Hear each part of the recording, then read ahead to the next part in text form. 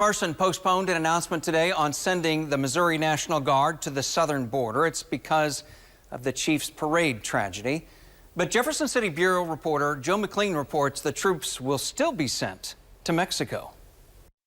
Even though the press conference was postponed, Governor Parson still plans to send more resources to the southern border. Our question for his administration today is, what exactly is the impact of migrants on the state of Missouri?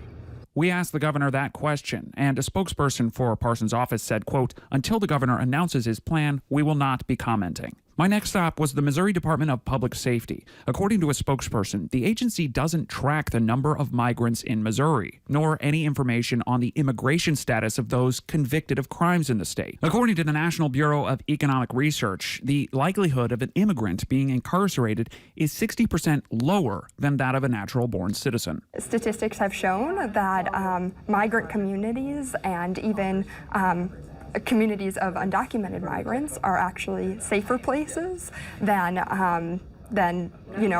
places with native-born folks. Parson and other Republicans have also blamed undocumented immigrants for rising rates of fentanyl-related deaths. But the data shows roughly 9 out of 10 fentanyl seizures and convictions involve U.S. citizens coming through legal points of entry.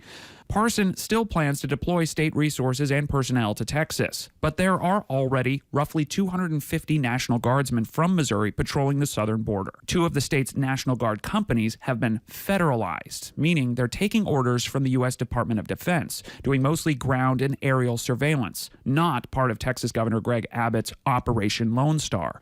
2 Missouri House Republicans have filed resolutions supporting Governor Parson's aim to send more troops to the border, but neither cited any direct threat that migrants pose to Missouri, and neither responded to my request for an interview. In Jefferson City, Joe McLean, KY3 News.